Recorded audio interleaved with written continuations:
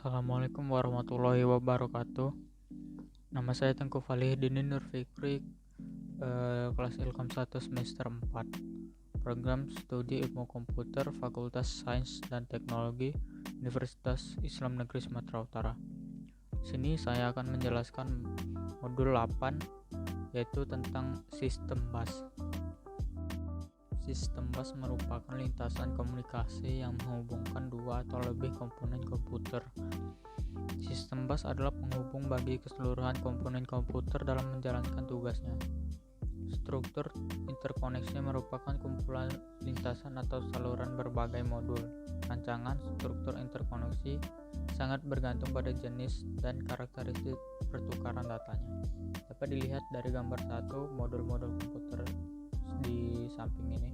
Dari jenis pertukaran data diperlukan modul-modul komputer, maka struktur interkoneksi harus mendukung perpindahan data seperti yang pertama, memori ke CPU. Memori melakukan pembacaan data maupun instruksi dari memori.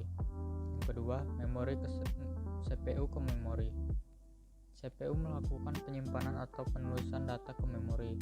Lalu yang ketiga, I/O ke CPU.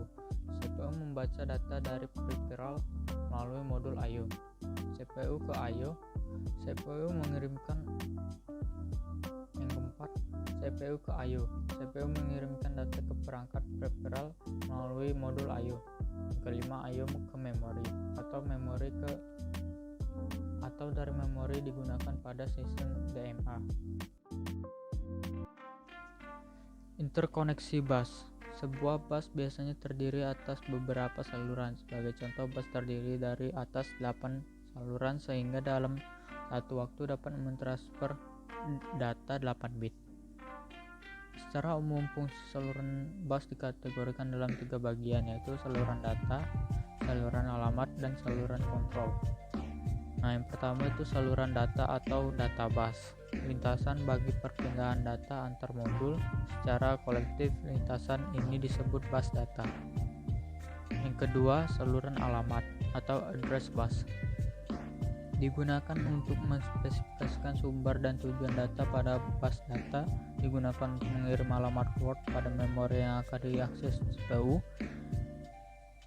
digunakan untuk saluran alamat perangkat modul komputer saat CPU mengakses suatu modul.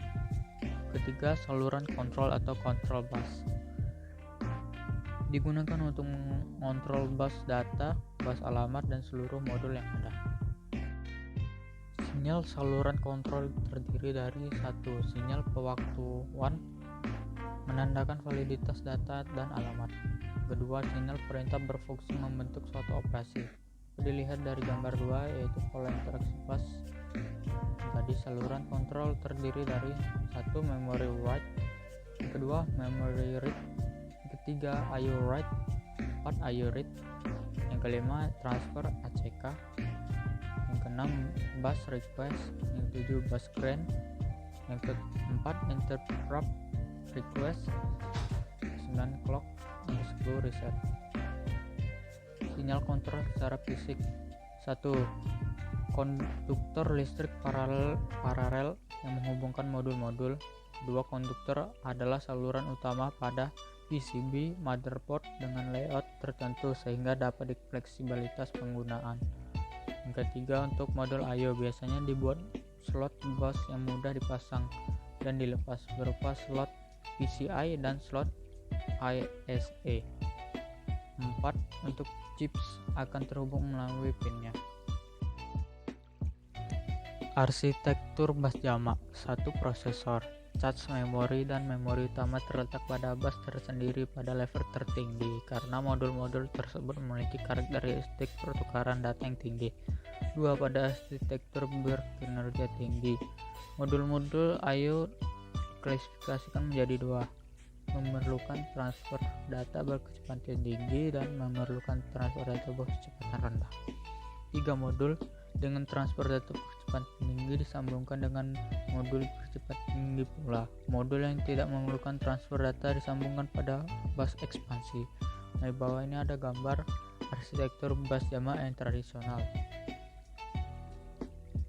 Keuntungan Ciri reaksi bus jamak kinerja tinggi. Yang pertama, bus berkecepatan tinggi lebih terintegrasi dengan prosesor.